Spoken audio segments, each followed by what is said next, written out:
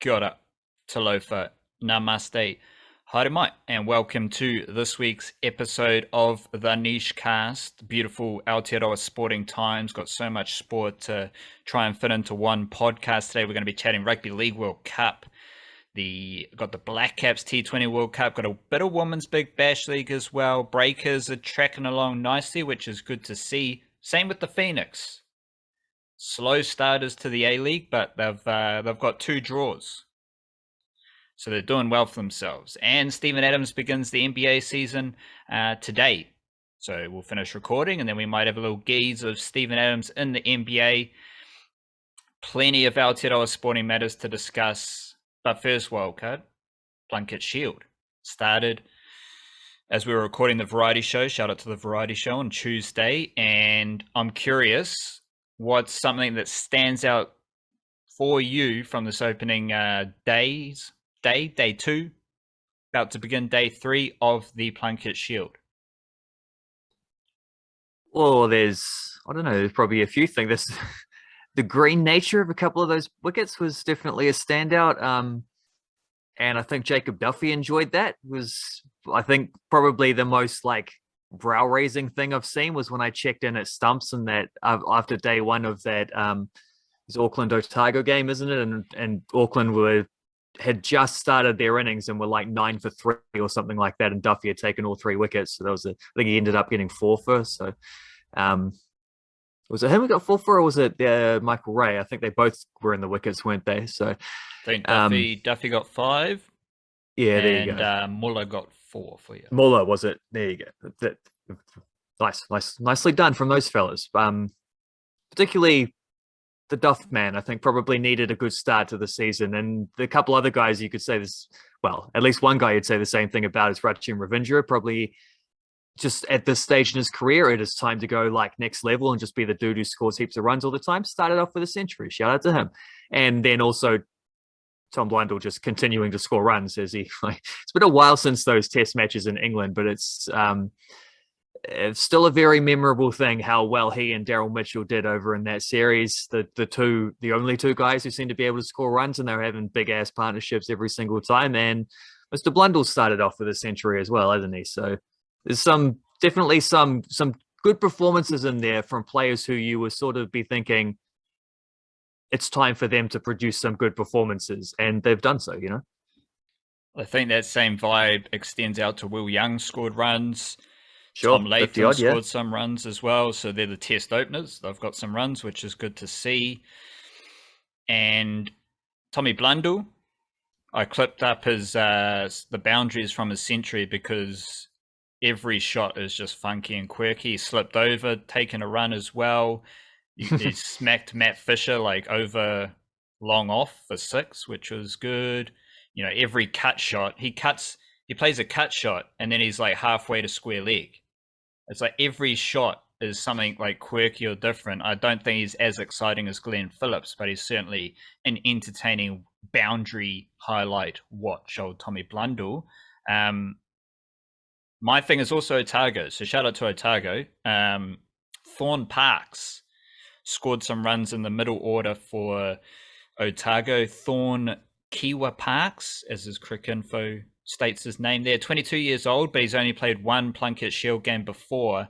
And alongside Jacob Cumming, they are the up-and-coming batters. Oh, you've got Dean Foxcroft as well. Dale Phillips is in that Otago team. But Cumming and Parks are the products of the Otago system coming up through the grades. So he scored a 50 in the first innings for Otago and is currently not out. Let's just double check. In the second innings, he's not out on 26. So you might get a double 50 banger from Thorne Parks. Praise Jar that I didn't curse him or anything there, but good to see Thorne Parks scoring runs early in the season, obviously early in his career as well. And I don't think Jacob Cummings in a rough spot because he's opening the batting as a youngster in October on green decks around Aotearoa. So that's a niggly task for Jacob Cumming, but I'd suggest folks tap in with that Otago batting unit, because Cumming, Phillips, Foxcroft and Parks are going to be scoring runs. After the T20 World Cup, you're going to see a fair bit of Glenn Phillips, I think, as well, and that will be fun.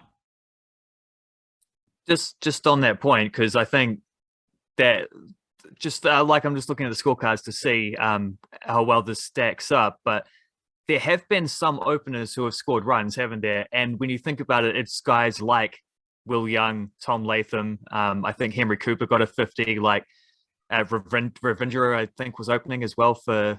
So it's there are some people who are scoring runs as openers in round one of the Plunket Shield, and they're pretty much all the experienced or the like guys who have played at a higher level type players. Ravindra, you can put in there somewhere. I don't know, but Ravindra is a bit of a phenom, right? Like, he was a standout in the age group, so he's like high pedigree. And he's played for the Blackcaps. Exactly, he's a Test cricketer. For annual / monthly reminder that Rachin Ravindra is an opening batter. Yeah, he didn't play there when he played for the Blackcaps, but he's not a spinner. He's an opening batter who can bowl spin, and again, in a weird way, Michael Bracewell has just replaced Rachin Ravindra, Wellington homies. But I think Michael Bracewell might have been better equipped for that specific role for the Blackcaps. But who knows, Wildcard, in the future, you might see Rachin Ravindra opening the batting for the Blackcaps at some point. Who knows? Let's crack into some more introductory ideas. Big up the Patreon whānau and big up the Patreon podcast. That is available on the Patreon feed. A lot of the stuff we discussed there still stands up here on Thursday, just recapping some of the sport from the weekend. So if you are a member of the Patreon whānau, make sure you check that out. And Patreon is also the best way to support us straight up the guts. Patreon.com/elnichecache, EL niche cache. Email dispatch tomorrow. And we will be sending that out tomorrow evening via Substack, thenichecache.substack.com. All the links to the website, as well as all the podcast information and some extra paragraphs. I'll chuck this up here and now, Wildcard, because we were discussing this before the podcast, and then it kind of fits into the Rugby League World Cup discussion. But I think I might break this down in the keyboard fashion in tomorrow's email newsletter about Haka and filming Haka. Obviously, Samoans and Tongans, they've got Civital, and we saw the Cook Island Haka this morning as well. These Rugby League World Cup Hakas are being filmed in the worst way, which basically means you've got the grasshopper camera in front of the Haka stuck on the turf looking up, which in Aotearoa, when they're filming the Kiwis, that has only resulted in players walking past the camera, and you get a close-up of their knee. It is the worst way to film a Haka. The upskirt camera, yeah. It's never a good camera angle. Yeah, fair enough. And that is done in Aotearoa. Like, the standard bearers of filming Haka do the worst job, and it is kind of up to Sky Sports. You get the stationary camera stuck at the grasshopper angle. I'm sticking with grasshopper angle here, Wildcat. It's a lot more family friendly, where, of course, just sharing sporting information for the kids as well. So we've got to keep it family friendly. The grasshopper cam. And now we've got the World Cup where there were some grasshopper cam shots. There was also cameramen standing in front of the Haka being squeezed between the oncoming Haka and their opponent. Why are you in front of the Haka? Just get out of the way. We don't need you there. We don't need grasshopper cam. And you don't need to put that mic in front of the Haka either, because that just gets trampled on as well. You can get mics around the Haka to get enough audio. We're dealing in the worst coverage of Haka I've ever seen. We discussed that it kind of stems from the All Blacks Haka, which is filmed in Aotearoa, so people look at that as the highest level of covering Haka, filming Haka, broadcasting Haka. But the All Blacks have the most boring Haka in the world. They don't move. And you get like 2 or 3 players doing a pukana. It is tame, watered down Haka, whereas you compare it to the Kiwis Haka, where they're moving a lot, sideways, moving forward, all the motions, let alone what the Tongans, Samoans, and Cook Islanders do. They move a lot. So we just got to Just give us a wide shot, give us as much Haka like information as possible, how they're standing, their motions, and obviously enough audio to catch what they're saying as well. But I think broadcasting Haka needs to be elevated a few steps here, World Cup. Do you have an idea of what like the best angle would be? Because I'm thinking of it like, I mean, when you're saying the thing about like the difference between the All Blacks don't really move that much, and then guys are taking, presumably, we're assuming, but I think it's a fairly safe assumption, people are taking their cues on how to film the Haka from what Sky Sport does with the All Blacks, because that's the most famous one. Is what that's the first place you would go to look for, research material. I was thinking about like, if you wanted to get super technical and go like Martin Scorsese on it, and you have like a tracking shot which starts up close but then moves back and sort of lifts up into like a crane shot, so we get an angle. But that's obviously very technical and difficult, and you need some kind of like dolly system going on there. So unless you actually get Martin Scorsese to film it, probably not going to happen. I mean, it seems like just keep it simple and have like a camera above a dude's head, so like 7 or 8 feet off the ground, slight high angles, like slightly looking down, but only slightly. So you can see the back row, but you're not like over the top of it kind of thing. Seems something like that maybe, but I don't know. You've put more thought into this. Have you got like the ideal angle? I think the idea angle stems from what you want to see. And what you want to see is as many people as possible, because then you get the formation, which is as important as anything else, right? Like, I don't want to see 2 people doing a Haka. I want to see everyone together, because I imagine back in the day that might have been how they presented the Haka. Was you're the opponent and you're looking at it front on. So you want that experience. That's a good point. You can cut away like to the point of view. Yeah, you can cut away to what the opponent's doing, like their motions, but as minimal as possible. We're there to see the Haka. I don't care what the Aussies are doing. I don't care what England's doing against the Haka. We care about the Haka.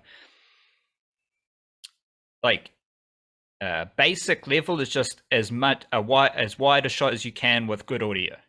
So you can just see as much as possible, minimal cutting so you don't miss anything.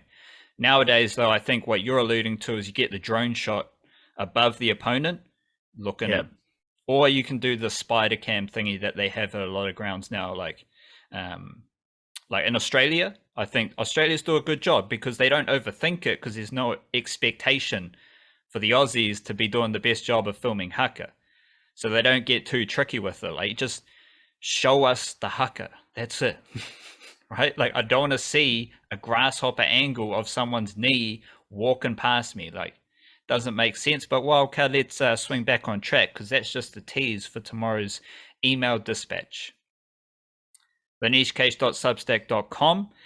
Lots of information will be broken down there. Plunket Shield notes, probably some yarn about the World Cup for me, as well as everything else from the Wildcard. He'll probably go deep into Stephen Adams fresh off the first game. That might be there. Who knows? You have to Seems likely. Swipe down in your inbox tomorrow and find out. We're from the Niche Case, theniche-case.com. Mindfulness, big up the world. Yeah, this one's from a book that I was just reading, Douglas Rushkoff's latest effort, which is super interesting. I think it's called Survival of the Richest, I think was the title. And it's like all nonfiction books, they then have like a really long subtitle kind of explaining things a bit further. I can't remember what that is, but it starts off talking about how like tech billionaires all have these like apocalypse fantasies, and they're like, blind. I mean, one dude, that Peter Thiel dude, then bought like a bunker in Queenstown or something like that. Is things like that. And all these dudes want to go to the moon and or to Mars and escape the Earth, or like all these kind of things. It starts off from that, and then it's slow, and it breaks it down further into the mentality that leads people to think like this. And near the end, there was a page that was so good that I took a photo of it on my phone. And it begins with a quote from I think he's Native American or might be Native Canadian, I'm not sure, but it's referred to as an Aboriginal scholar, Tyson Yunkaporta, which is quoted from Douglas Rushkoff's podcast. And then he obviously liked it enough that he took the quote from the podcast and used it in his book as well. But it's the dude talking about apocalypses from like an Aboriginal point of view, where he says apocalypses are never just complete extinction, blah blah blah. Explain where the quote comes from. My people have been through heaps of apocalypses, and they're quite survivable as long as you're still following the patterns of the land and the patterns of creation, as long as you're in touch with and moving with the landscape. Interesting yarns. He goes on further about other things. We don't have time to read the whole page, but I think you are. Did you say a non-fiction novel? Did you say fiction or non-fiction? It was a non-fiction. Yeah, so I book, think you are a non-fiction novel because it's like headline, that's the title, and then it's the the yarn describing it as well. Can you just repeat it because you interrupted it there, and I don't want to like elaborate on it too much because we've got a busy show here. But can you just serve it up as like one full body thing without the fluff that you rightly skipped over? Just one more time so it really hits home because it felt really profound, and I just want to sit with it. Apocalypses are never just complete extinction. My people have been through heaps of apocalypses, and they're quite survivable as long as you're still following the patterns of the land and the patterns of creation, as long as you're in touch with and moving with the landscape. Beautiful. And obviously this was sort of presented in like context of climate crises and things like this, and people generally just polluting the planet, and well, I won't get into the mindset stuff because it's an interesting book. But like people are sort of teased by that, have a read of the book rather than whatever I can explain. But that idea of being able to like just live in connection with the land, like be even just that word apocalypse, I think like people say in Greek, ancient Greek or wherever it comes from, it's supposed to mean like significant change or something like that, rather than an ending. It's a changing and things like that. If you roll with the punches, if you roll with the flows, and if you, because what we're talking about is like changes in the natural environment, if you are in touch with that, naturally it makes sense you are better equipped to handle that rather than trying to create counter punches or whatever. You just like go with it, go with the flow, Flown into the Rugby League World Cup, where we have experienced interesting coverage of the Haka. I think the Cook Islands have the best Haka. And by Haka, it's just one term to incorporate the Sipitail, Civitail, and Haka. And I assume the Cook Island Haka is Haka unless they've got a different term, but it's just a general term to sum everything up. I think the Cook Island one is the best off the top of my head.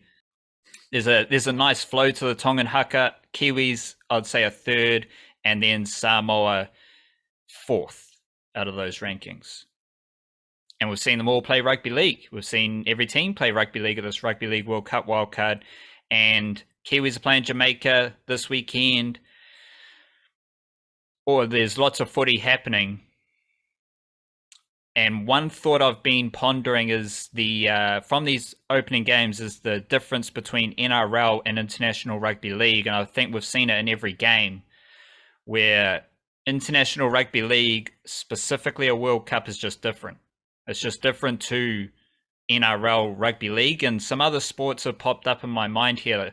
Like International Rugby League, you might still have slightly different rules to the NRL or Super League, but it's not as much as the FIBA versus NBA stuff. But it's the same vibe. Like all these NBA players go to a FIBA tournament, a World Cup, the Olympics, and it's a completely different style of basketball, and it kind of levels everything out. So that's a good thing. Like anytime you go to a World Cup, you want it to be as level as possible, and the nature of the sport allows you to do that. It's just a lot of weird shit going on. Like you're not getting the same kick chase as the NRL. Like the kick chase is less organized, and I was pondering this in one of my sporting meditations, which isn't anything actual. It's just a thing I made up. But I was thinking about this, and I was like, the Papua New Guinea defensive line was like a snicko line. Like like snicko cricket, ball goes past the bat, spikes up. That was the Papua New Guinea kick chase. Even on their last play, they're trying to get a field goal out to Isaiah Katoa to take. You got dudes bursting up everywhere. You got dudes running everywhere. Whereas the NRL, you just try and maintain a solid defensive line. I think you're going to see a lot more kick chases and defensive lines that resemble Snicko in this rugby league, and that just presents more opportunities. When you say snooker, we're talking snooker with a big, thick edge, are we? Not one of those like there's a little hint. I don't know if that's bat or glove or if it's maybe just the breeze as the ball goes past the pad or something. We're talking big, thick outside edge. Yeah, I think worst case scenario, you're dealing with ball on pad, Big old muffled one. Yeah, is a bit more volatile than the Snicko off the edge of the bat, but maybe a bit of both. Maybe an edge onto the pad, a couple spikes. Well, I think it's levels, right? You're going to see like that Papua New Guinea Tonga game. Everyone's fatigued. That's the other thing. There's a lot more fatigue because it's not the grind of an NRL season. So I think that was the most extreme. And then like, I don't think you're going to see elite kick chasers at all through the World Cup. But that's the nature of the footy. And it's not to say Test Rugby League is better than NRL or International Rugby Union is better than NPC. Like, it's all part of the fun, but it's just different. And I think a lot of people are basing their whole expectations about International Rugby League World Cup on a different version of rugby league that you see in the NRL. Yeah, that seems pretty astute. And the first thing when you're saying that popped up was that FIBA to the NBA type comparison, and fairly appropriate. I mean, you get a little bit of this in rugby union sometimes where there'll be like rules that the Southern Hemisphere are trying and or SANZAR or whatever, and then rules that the Northern Hemisphere haven't yet adopted, or the vice versa, or a little bit of that, but definitely basketball is the main one. The rugby union example, because I don't think it's just about the rules. The rugby union, Test rugby union, is so much more intense. Like, maybe the best way to think of this is if you're trying to clear out a ruck, and you're on the defensive team, but you're trying to attack the ruck. In Test footy, that dude is going 100%, and he's just like steaming into the dude protecting the footy on the offensive team in the ruck.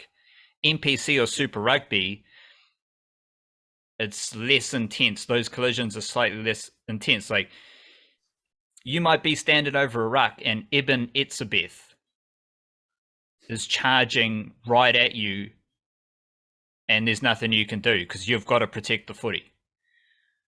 And I think International Rugby Union is more like that, where everything is just way more intense, and that's the difference. Like, it's not always a razzle-dazzle affair when you're playing South Africa, Argentina, you're going up north to England. Like, it's just way more physical and aggressive and intense, I believe. Distinct styles of play as well between a lot of these countries, which is something that used to be more the case in football World Cups, where you'd see like the South American razzle-dazzle versus the European technicality and like these kind of things. And you get less of it now because the players play against each other so often, and most of the South American players are based in Europe, and everything's just kind of like leveled out. I don't think those sort of cultural differences in the style are so distinct anymore, but I do think they are in rugby league. I think that's another factor too, is that Super League style of league is very different to NRL style of league. In good ways, but also in a lot of bad ways, I think, just to be fair. Like, the NRL is probably a significant step above in quality, but if it's different, it doesn't necessarily matter. You can make up that difference in terms of just playing in a way that is more unexpected or less used to.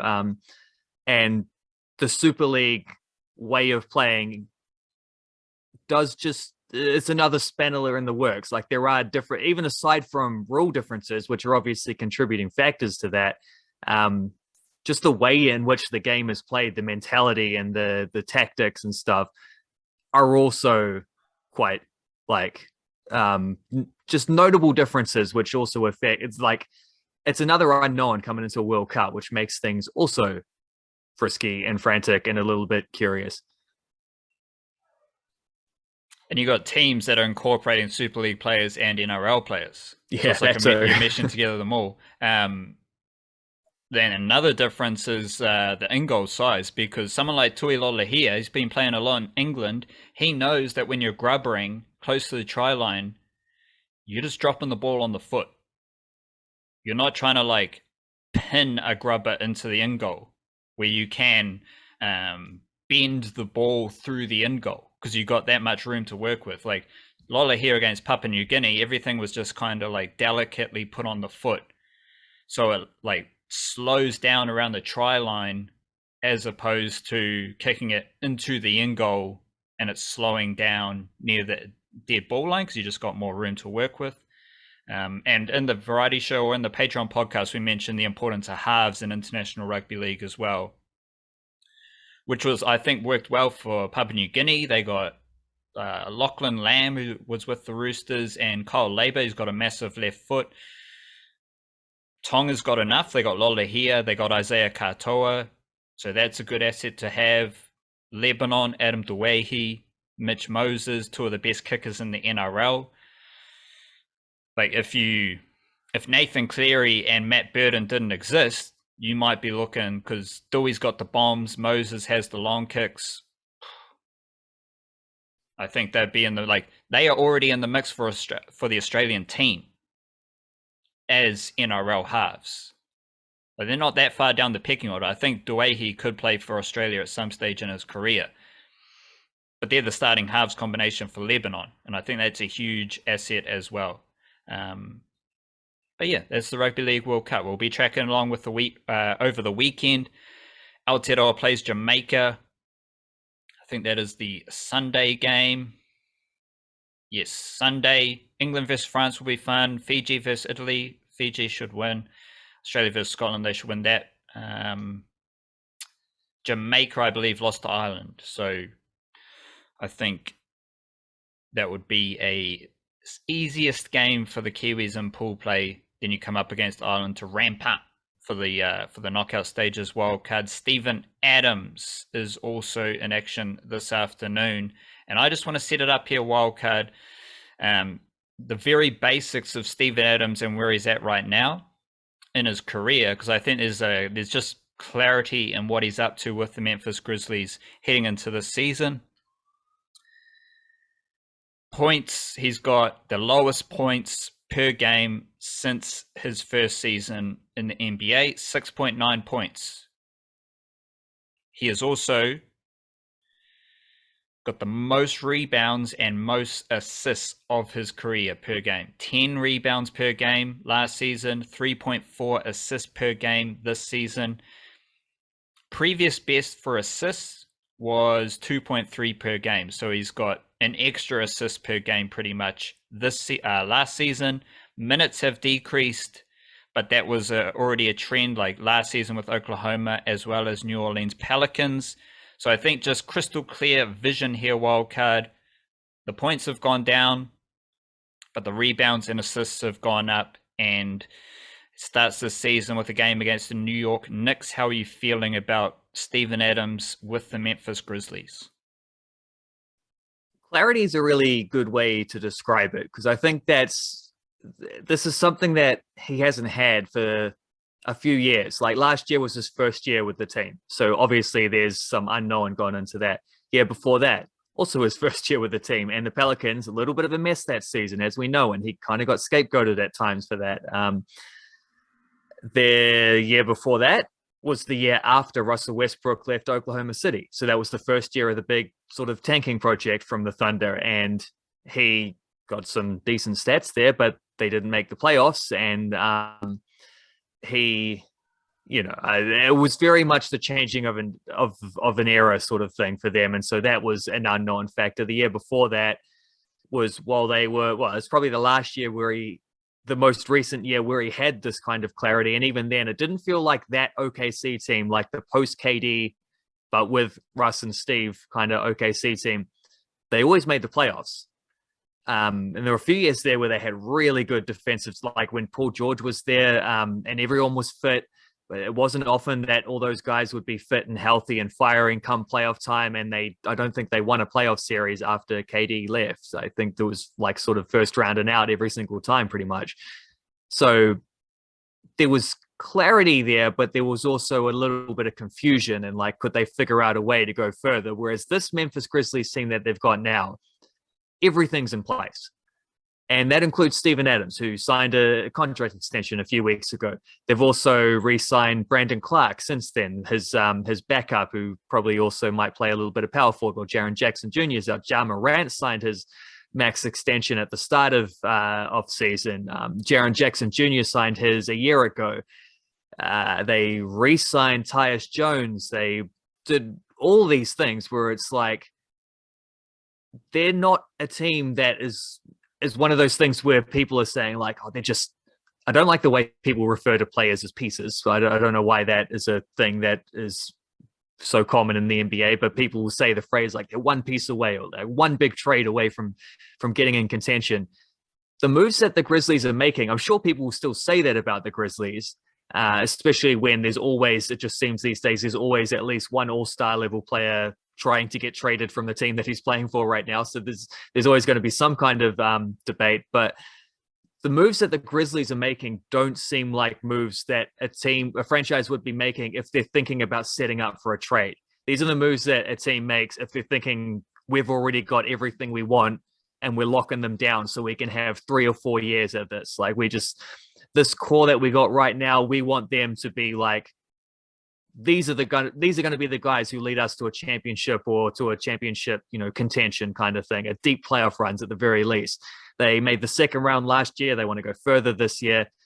And they've had that playoff experience is something Steven Adams himself has spoken about. Like you just can't prepare for it. You have to experience it to know it. Now they've had a playoff run, a young team with all these dudes.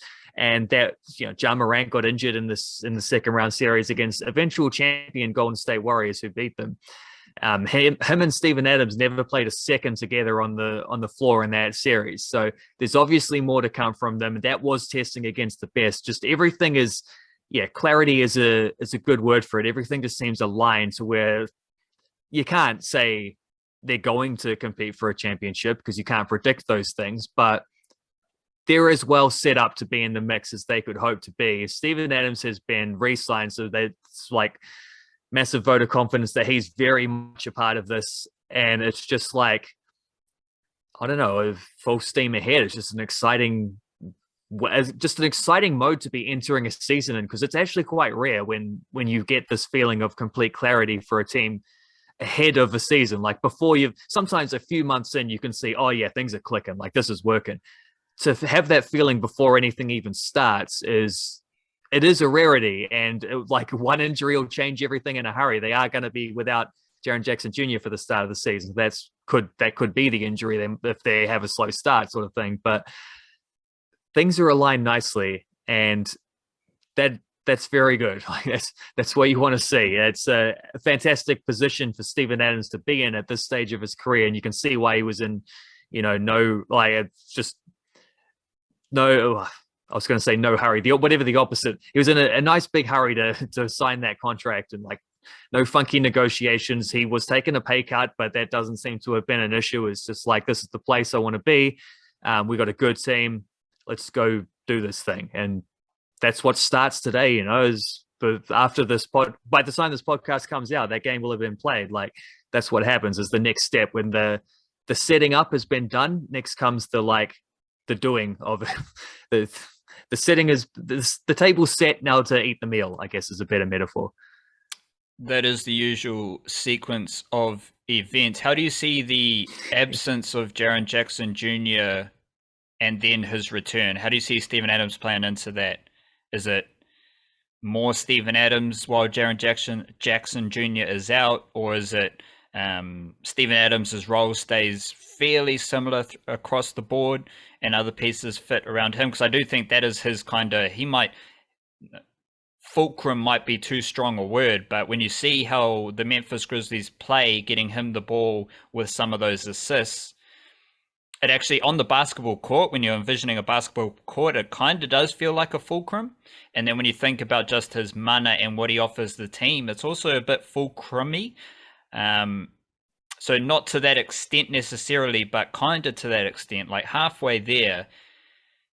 I think that's a Snicko line with no edge at all. That's just Steven Adams. You know what you're going to get every single game. No highs or lows. Everything is just kind of flat Steven Adams, bankable, dependable, reliable, consistent.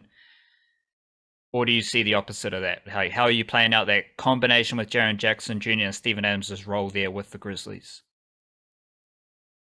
Well, there's probably will be like a drop off defensively as much as anything without him. But I think it's more about like the young dude who steps in, whether that's Zaya Williams or maybe Santiago Dama had a good preseason, so he might be a contender as well, or maybe Brandon Clark. It's like sort of the dual big man kind of thing alongside Steven Adams. I don't think Adams has to adjust in any way. I think he'll just do the same thing he's always done.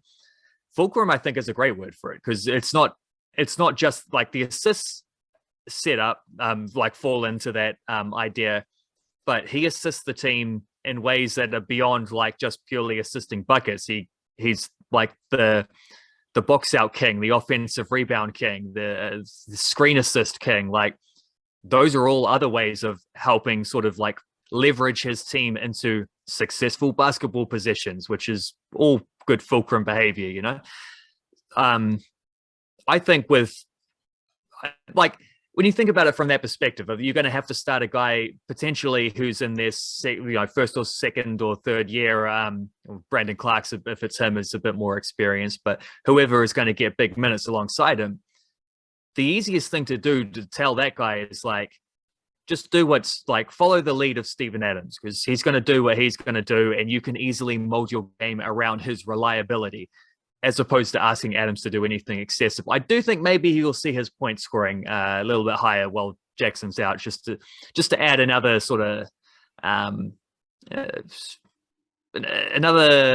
arrow in the quiver kind of thing. Like just another option to have is saying, well, we don't have Jaren Jackson stretching the floor as a big right now, but maybe we go the other way and condense things and just get a few more post touches for Adams and sort of give him that encouragement to get his own a little bit more, like throw some, rather than looking for the kickouts from some of those offensive rebounds, just go back up and try score or get your spin move out, which is always nice and impressive from him. Don't think we'll see him necessarily trying the jump shots or even the 3-pointers or anything like that. It's not what I'm saying. I'm just saying maybe they look to him inside a little bit more. Pick and roll is a good way to establish that as well. That was always the trick with him and Russ for OKC. Always try to get a couple pick and roll baskets with Adams, like sort of lobs in the first quarter, establish things in tight like that. A few things like that I think we might see. But I expect him just to otherwise just do all the things that he normally does at the same high level that he always does them. And he's just Mr. Reliability and everyone else can easily work in around that. Full crummy. Where will the Memphis Grizzlies finish in the Western Conference? Well, they were second last year. It's hard to pick them to finish any higher. I don't necessarily think they need to finish second again. So I don't know. I'd be surprised if they're not top four. I'll say that, but it depends on injuries. But let's go third. Let's hedge the bets and say they drop one spot to third, but third is still pretty handy. That's a home playoff series. I think the best way to sum up the Breakers and Wellington Phoenix wildcard is we're still in the learning phase, and this is learning about how they are this season, how they fit into their respective leagues, and I think that is most present with the Breakers, where they've had a good start, and they are 3-1, and tonight, Thursday night, they face the Melbourne Phoenix, Southeast Melbourne Phoenix, and that is in Aotearoa tonight. I believe a little 7:30 started there. The Breakers are 3-1. The Phoenix, the Melbourne Phoenix, don't get it twisted with the Aotearoa Wellington Phoenix. Let's switch it up here, wildcard. The mediocre Phoenix, they are 1-3 to start the season. Breakers 3-1. mediocre Phoenix 1-3 to start the NBL season. As I said, we're on this journey of learning, and we're tapping in with Breakers as they keep winning games. As long as they're trucking along, as long as they are commanding our attention through really good basketball, we're here for it. What is the latest thing you've learned about the Breakers this season, Wildcard? Whether it's something about the way they play basketball, the vibe, the culture, the A-League. What's the latest thing you've learned? Because it feels like every week we're kind of learning something different about the Breakers. What's the latest thing you've learned?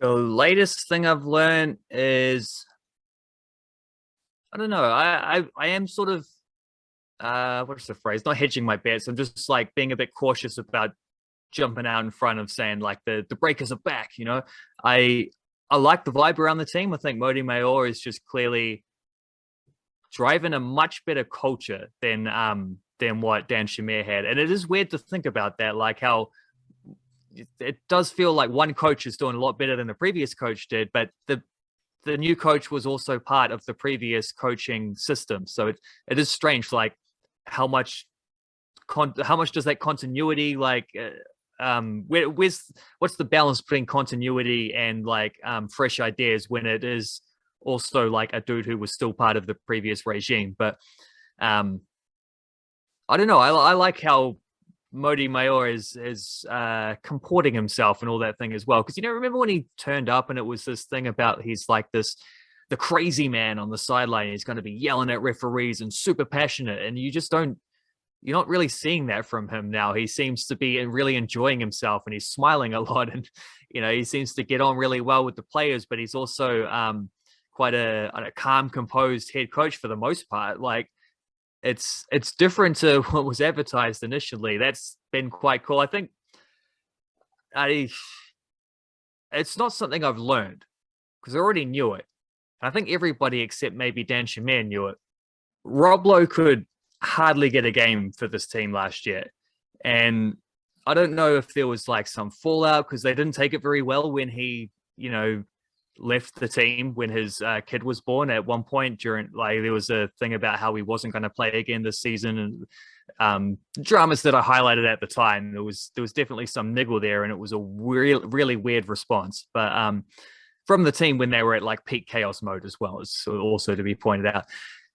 He's playing regularly. He's playing good minutes now. He's coming off a really strong Kiwi NBL as well, and I mean he got like 20 minutes in the win against Illawarra the other night and was, I think, like a plus 29 or something like that. And the game before that was also a win. He was in the positives, and I think he had like 18 and 6 or something along those lines. Like, it turns out, as everybody who's watched him play closely for several years already knew, that when Rob Lowe gets good, consistent basketball, his teams do better. He's a good player who makes good things happen. He's a borderline 7-footer who can shoot 3-pointers and things like this. It's a really handy asset to have. And he's always been one of those dudes who, like, his advanced stats look even better than his sort of basic stats. In a Steven Adams kind of way, albeit in different style of players, and they're doing different skill sets to get you to this point. But one of those guys you can see when they play well, their team plays well, and everyone plays well around them. It's not one of those guys, like a lot of players get empty stats. They pad the numbers, but their team doesn't necessarily, like, no one else is thriving alongside them kind of thing. That's not the case with someone like Rob Lowe, and he's been unleashed again this year, and it's beautiful to see, and he's playing fantastic, and the Breakers have won some games. What do you know? I don't think those things are coincidental. Him and Isaiah Leafa have been the two standout Kiwis from this team so far. They're slightly underwhelming, I'd say, from Tommy Vodanovic. I was sort of hoping maybe a bigger impact from the start, but that's something that can come as the season progresses anyway. No need to overreact to anything at this stage of the season, but it is beautiful to see Rob Lowe playing good basketball again and being allowed to play good basketball, which is the most important thing. That was the hurdle. It wasn't that he was playing crap last year. It's that he was playing such small minutes, he wasn't getting a chance to do anything. Here he's back playing a big important role and leading his team to victories. Beautiful, beautiful. Rob Lobenyama. Yeah, it's a stretch, but He's a big man shooting threes, he's out here. Rob Lobenyama. He's not shooting threes that well, but the Breakers love a foreign prospect, so that is I've got to slow down when I say it a few times. Rob Lobenyama is a great local veteran pretending to be a foreign prospect. If he changed his name like that and just tricked like Walsh and Shamir over the last season, maybe he would have like tripled his minutes tallies. That might have been the difference. If they could have said, I'm going to declare for the NBA draft next year. I'm actually a 20-year-old Frenchman. Then maybe that could have been the difference. He could have got big yarns there. Wellington Phoenix, as I said at the top of the show, they've had 2 draws, and given, I feel like if this was the Warriors wildcard, even the Breakers, right? Like the Breakers, the Warriors, they could come out and they could have, because obviously different sports, you got to find the right equivalent here. The Warriors could start their season with 3 draws and it would be fantastic. The Breakers, they could be starting with 5 draws and it would also be fantastic. Wellington Phoenix have got 2 draws and it's fantastic. Because the Phoenix, the Breakers, and the Warriors are all coming from a rather dark and dingy pandemic-induced funk. And not the good funk, the bad funk. And the Wellington Phoenix, they've had 2 draws. This weekend, they are facing the Newcastle Jets, which, if I remember correctly, wildcard, they've got a couple of Kiwis there. Oh, McGarry was one you said last on the Patreon podcast, and someone else. Dane Ingham is also over there. Didn't play last week, so hopefully he's back in this. I mean, they just played Storm Roo last week, and then James McGarry, who of course was a Phoenix player the last couple of years up until recently, so up until this season. Good yarns there. It's always fun when you come against the Kiwis. Is McGarry left back or right back? Left back. Ingham is a right back, so potentially they could be the 2 fullbacks, but only potentially, because I don't know if Ingham will play. But McGarry started last week, so he should start again.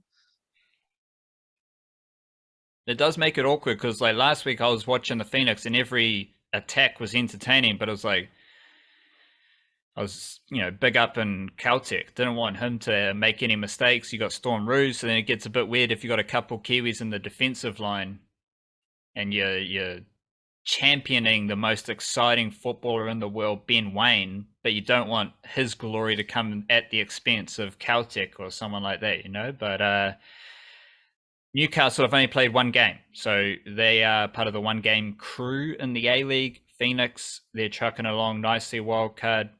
This is over in Newcastle, which could help the Newcastle Jets, but I think it's also a fantastic, tough game for the Phoenix to get a win. I think that's what's going to happen. And of course, it's not just James McGarry as the next Phoenix player playing for the Newcastle Jets as well. They've also got Joshua Soterio and Reno Piscopo. All three of those guys went and signed with the Jets in the last off season. So a year after the Jets also signed Cam Devlin, who never played for them because they signed him from the Phoenix, and then before he could play for the Jets, he went and signed with Hearts in Scotland. So the Jets got the transfer fee, which is weird for a player who never played for them and was only contracted for a couple months. But so it goes. But yeah, the Jets clearly got an eye on the Wellington Phoenix because they've signed 4 of their players in the last 2 years, and 3 of those players will probably be playing in this game on the weekend. So there's just another factor to consider in that one. I think basically every game is a potential winnable game for the Phoenix at this in this incarnation where they're pretty good. Like, seems like we can trust them to be a good football team. Have seen some signs over the first 2 weeks that they're still I don't know if it's rustiness or just embedding some of those new players, defensive combinations as well. And maybe I'm not sure if they're 100% convinced. I think on the Patreon I spoke about maybe Tim Payne ought to go back to centre back alongside Wooden, and then you start like a Callan Elliott or something on at right back. And Sam Sutton, I would assume, is probably in line to start after only playing once with the bench so far due to injury. I think that is a big boost to their defence as well. So maybe that's all it takes. And Clayton Lewis started the second game, didn't he? But he didn't start the first one because he's also coming back from injury. I don't think he played 90 minutes in the one last week. I haven't actually set my thing up yet, but 90 minutes of Lewis and Ugarkovic in match fitness when that comes, like that's also seems like a pretty good thing in that midfield. Like they're definitely a team that I don't think we've seen the best of the Phoenix by any stretch of the imagination over the first 2 weeks, and yet they've got 2 draws, and they're always slow starters. They've normally got 2 losses by this point rather than 2 draws. They could keep that undefeated streak going after a potentially tricky game in Newcastle. I'd be pretty stoked with that. If they could get a win over in Newcastle, I'd be extremely stoked with that. And I think that would be the kind of momentum that could really push them on towards a big season. Who are you enjoying the most out of the imports? I think I mentioned to you before that I like Kriev. The striker Zawadi. Zavada. He is okay. Sace is out. Was that got reduced, so he might make a return? It got reduced to 2 games, so he'll still miss this game, but he'll be back next week. Not a huge fan of either centre back wildcard. They were a bit like, oh no, just didn't get like Caltech vibes from the Wellington and Phoenix centre backs last week. Do like Kriev, and Ugarkovic is pretty classy as well. I do like that combination with Clayton Lewis. Who are your, like, you mentioned prior to the season, learning about the imports and the role they're going to play and how they're all starting the first game. What have you, like, who are you connecting with out of that import group? Well, I quite like what Zavada has done up front, and I don't think he's another one where it's like, I don't think he's shown all that he's capable of. I don't think any of them have to this point. Kriev as well has shown like nice touches. He's been there the longest of these guys, other than obviously Wooten, who was there last season. Kriev has had the longest to sort of embed himself. And David Ball as well, obviously, is the other import who's out injured currently, so we haven't seen him yet. And maybe that's, I don't know, I don't see David Ball being a first 11 player with the options that they've got this season. But I also think he would have been very handy starting these first 2 games, just like as someone who is a very good facilitator and works well off of others. And I think maybe you might see, because I don't think Ball had his best season last year. And I think one of the issues there is that he's not the number 1 option guy. He plays very well as a sort of like, as a foil for someone else, like the Robin to someone else's. He's Scottie Pippen, you know. He needs his Michael Jordan, and Gary Hooper was injured half the season and wasn't enough of a factor. And rotating options in the front line, I don't think helped. We know who Michael Jordan is, Wildcard. We know who the Michael Jordan is. It's Ben Waine now. Yeah, exactly. Like Ben Waine on Ball just seems epic. Like that seems awesome. It does. I mean, the thing with Ball is he can play in any of those front 4 positions, same as like Costa Barbarouses also has that variety. I don't think Waine or Zavada do. I think they have to be 9s or on the bench. So it is like frisky how the options work and how he rotates those. But yeah, I mean, I think David Ball would have helped just get things clicking a little bit more in attack, because I don't think that's been there. But what they have had is goals from Ben Waine, as you say. Like he's gone a little bit above and beyond, and I think assists from the midfield as well. It's not necessarily the guys who I think Lewis and Ugarkovic are getting involved in setting up goals, rather than we haven't really seen Kriev with the end product yet, or Zavada with the end product yet. I do like Zavada because I think he looks fitter than Hooper ever was. And he's quicker than you think as well. He was bought to be a target man, someone who can win the ball in the air, but he's got a bit of pace and mobility to him, which is good to see as well, because that's also something I would say about Ben Waine, has those attributes too. So probably a good player for Wayne to be working with and training alongside and learning off of at this stage of his career as well. I think that's another thing to consider, like the mentorship type role. But you can't not pick Ben Wayne at the moment. And if it comes down to one of those things where like Sass comes back into contention, I think Savada might have to be the one to drop to the bench, because Wayne's on fire at the moment, and he's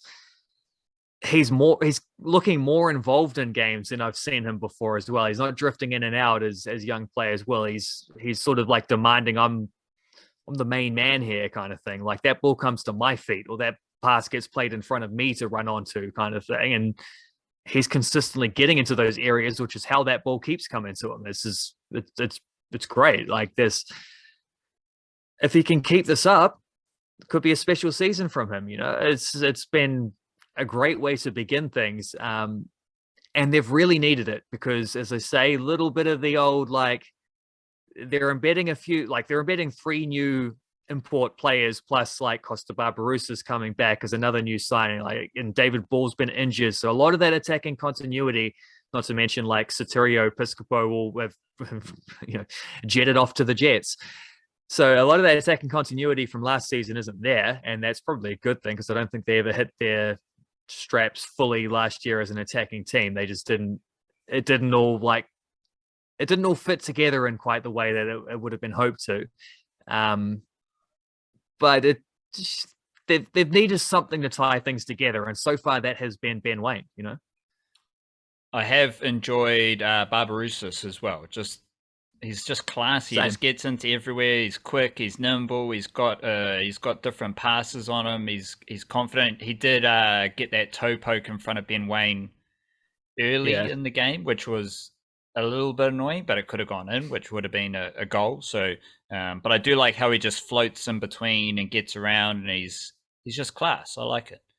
Same, but I do think his finishing let him down a lot in that Central Coast game. He didn't have his best because the end product wasn't there, and it's a tightrope with forwards, because people, if you miss 2 or 3 big chances in a game, people don't notice the clever run you made to draw a defender away from someone else, or creating a chance elsewhere, or the nice pass earlier on in the move that helped spark a counter attack, things like that. People don't see that, or they don't remember it if you have 3 big chances to score and you don't convert any of them. That's the tightrope you walk. And hopefully he scores a goal against Newcastle, basically. Like, hopefully he just gets that first A-League goal back for the Phoenix, since he's re-signed, and then can like roll on from there, because I just don't want to see the pressure building up on him for that reason, because I do think he is a very important player in how well he links things together.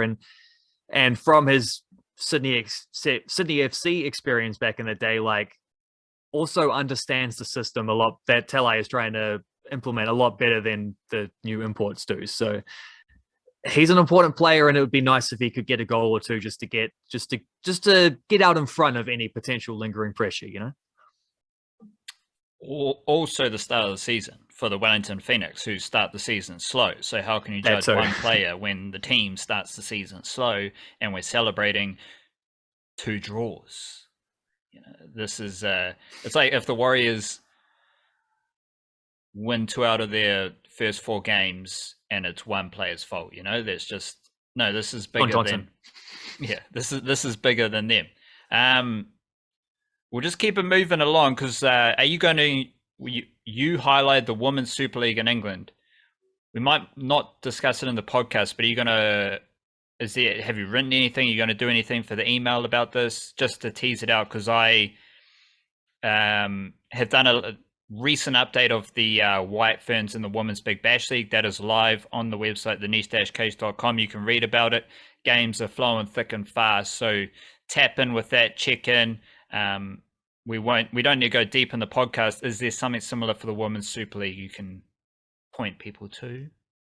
Well, definitely check out this week's Flying Kiwis, which has a significant amount of that. Just the bullet point thing was just, I was going to point out that CJ Bott started her first game for Leicester City against Manchester City on the weekend. Anna Leek got her first league start.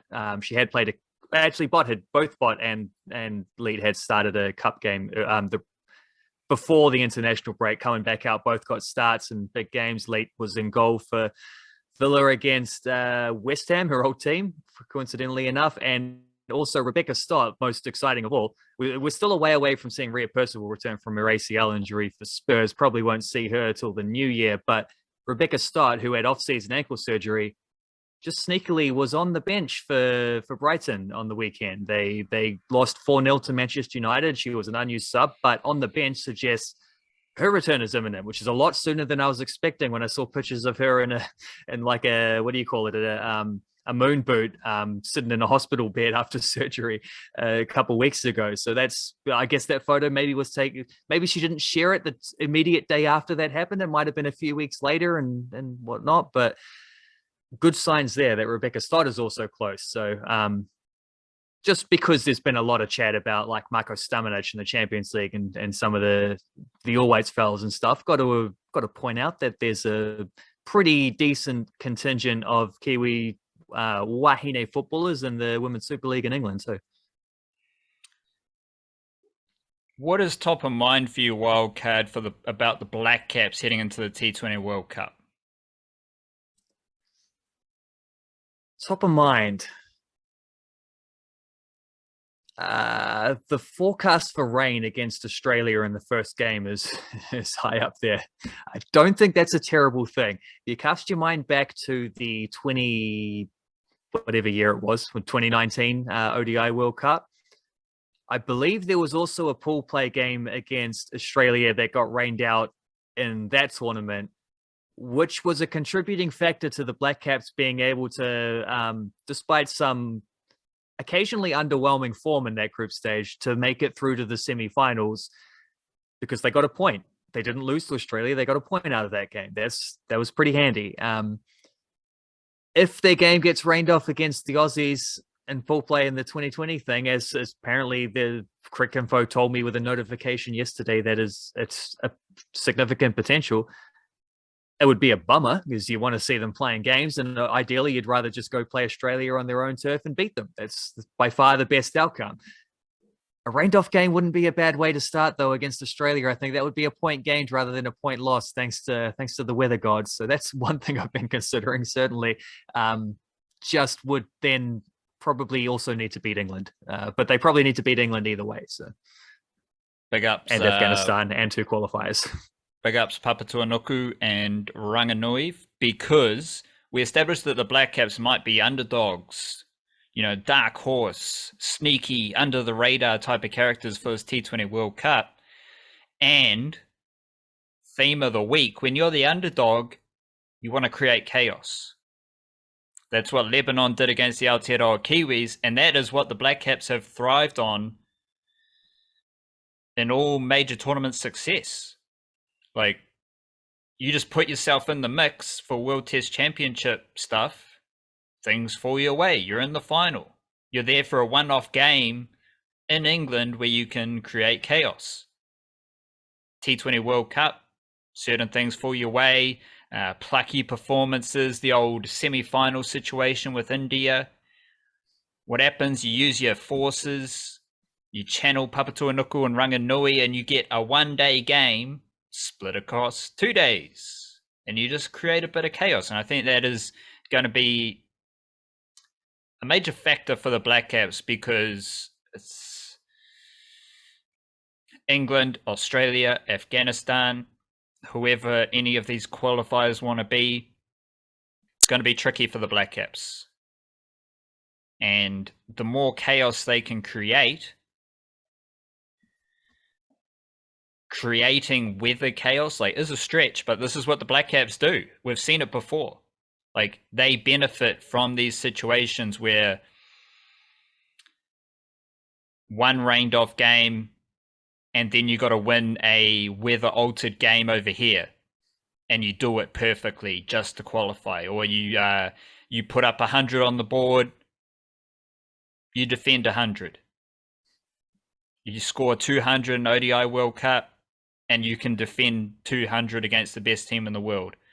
It's just what this Blackcaps team does. And if they were dominating T20 cricket wildcard, it would be a different vibe, I reckon. But the way the Tri Series played out, um, general softness across the Test and ODI team, it does seem like, and you highlighted this earlier in the week, it does seem like the Blackcaps have slipped into this undercover spot, and I think that is hugely beneficial in a tournament where T20 games might be shortened.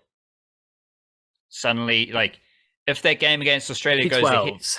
yeah, if that game against Australia goes ahead, it's a 10 over affair, it's a 12 over affair, it's a game that is altered mid-game to become 15 overs each, let alone any of these other contests. And I think the Blackcaps are, that is where they have had success before.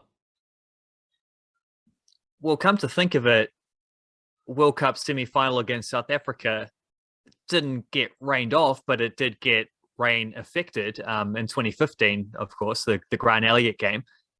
That was a game that ended up with a Duckworth-Lewis altered second innings like chase total as well, a target.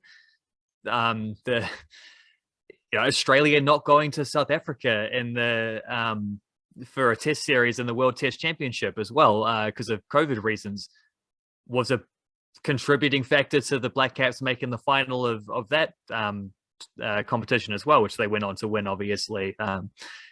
Anytime we play India in these ICC events, should point this out as well. And we always seem to beat India. I think it's exactly for that reason, because the irony of the Blackcaps being a team that does really well creating chaos is I don't know that they really create any of the chaos. Like I think they're obviously not in charge of the weather. They're not in charge of a pandemic. They're not in charge of India having 1 billion people getting on their backs at the first hint of pressure in a major game because everyone's so expectant on the result. They're not in charge of any of these things. They're just really good at handling them. Like they just, calm head, Kane Williamson Zen mindset, adjust to the conditions, and when they change, reduce your speed, as they say. That's what the Blackcaps are good at, and I think other teams are not as good at that. And therefore, when these chaotic situations arise, it's often the Blackcaps who benefit from them for that reason, I think, because they're open-minded to being able to take advantage of them by just playing steady as she goes kind of cricket, as they always do, regardless of situations. Whereas others panic, the Blackcaps keep a cool head. And being the underdogs, I don't know if it's just like falling back into a comfort place as a New Zealand cricket fan. Maybe it's just that. But also, I agree. I think that just suits them way better. And probably for that reason, because it's a lot easier to be level-headed when you don't have the pressure of expectation, because that's pretty much exactly, I think, why we tend to beat India at these things, is because they have so much pressure on them. We just exploit that. It's like, just do whatever. And that's probably also why we always lose to Australia in big games like that, is because they don't feel the pressure.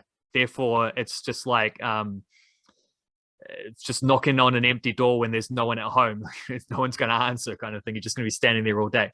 So, but it was like, hopefully that game gets rained off and it's just more chaos for the Blackcaps to thrive upon, because they could play India in the semi-final.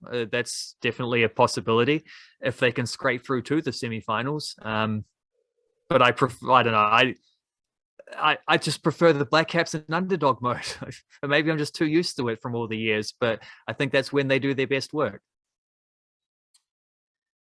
One thought I have been exploring is how, and this I might be better to assess at the end of the tournament, but it is part of my simmering, any optimism or excitement involves this. Aotearoa might have one of the worst T20 competitions in the world, right? Whether that is our perspective or the international perspective, because no one actually cares about the Super Smash. No overseas players come to the Super Smash, and all these other leagues are all about money, money, money, which is not what's happening in the Super Smash, right? So I think on various levels and on various scales and measurements, the Super Smash might be one of the worst T20 competitions in the world, and yet Aotearoa is one of the best T20 teams in the world. So allow that to inform us about these other T20 competitions. And I think it goes to what you're saying about India. India, Australia, England, they're the three nations. Obviously, they run world cricket, but they're the three nations with the best T20 competitions. In theory, yeah. So what are they going to do at the T20 World Cup? Because it was Aotearoa who made the final last year. There's also this competition, the Caribbean Premier League, which is pretty cool, but West Indies are qualifying for the World Cup. At the moment, they're not actually in the World Cup. So I think that's just an interesting dynamic to keep an eye on. Like the Super Smash is fun in Aotearoa, but it doesn't align with what these other T20 competitions around the world are doing as far as money, overseas signings, as many Indian eyeballs as possible. The Super Smash is completely different. It's kind of boutique Aotearoa T20 cricket styles. Meanwhile, the Blackcaps made the final of the T20 World Cup last year, have some of the best T20 international players in the world, and underdog status here, wildcard, are going to win the T20 World Cup in Australia. So that's a really interesting idea about that about the different leagues around the world, because like it's not just that the Super Smash is different, it's also that the Super Smash is willfully different at a time where everyone else is pushing in the other direction, because the IPL obviously gets massive massive money, heaps of imports. The Big Bash is like top tier, that gets decent imports to that as well and makes money. It's a good competition. England are doing all sorts of crazy things with theirs. They've always got import players playing over there. And also, I guess when you consider it, like I'm pretty sure Scotland and Ireland play games like in some, they're sort of involved in the English setup as well. So they're leeching off of that in their own way and drawing off of those resources. South Africa's just set up a big new one. Pakistan obviously has one. Bangladesh's is a little bit lesser than some of the other ones in Asia. There's a new UAE one as well, but Bangladesh has one. The Caribbean Premier League, as you mentioned, like everyone except maybe Sri Lanka. I don't know who the next best. they'll be trying something. They've got some sort of T20 tournament happening.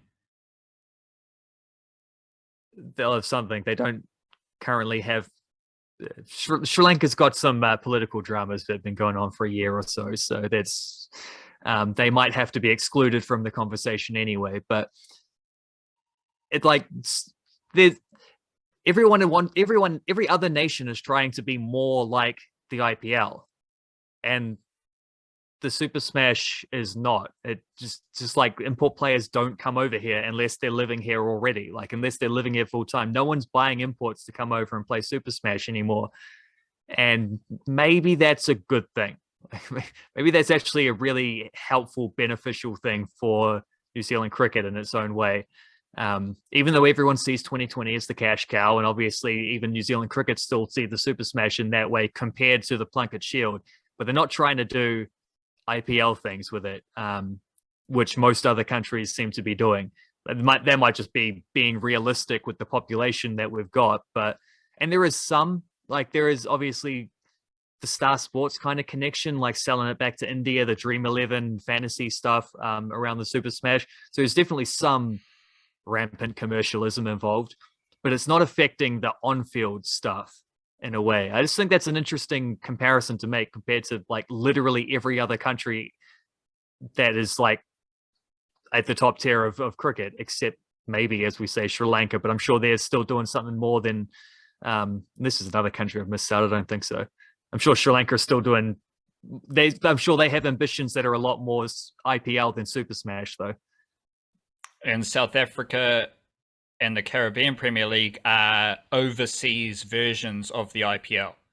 Yeah, pretty much. Teams in those leagues are owned by IPL franchises, so you can just say that they are extensions of the IPL. So what's if all that's happening and India doesn't win T20 World Cups? It's a weird mix. It's a weird mix. Meanwhile, Aotearoa is cruising along, highly competitive, as we are in a bunch of different sports, and that's why the niche case exists, because Aotearoa is the best sporting nation in the world. We'll be writing emails coming up over the weekend, different bits and bobs all over the place, and then we'll be back with another email newsletter dispatch Monday evening, wrapping everything up from the weekend, as well as new podcasts next week. Kia kaha, stay beautiful, Māori ora, chichu.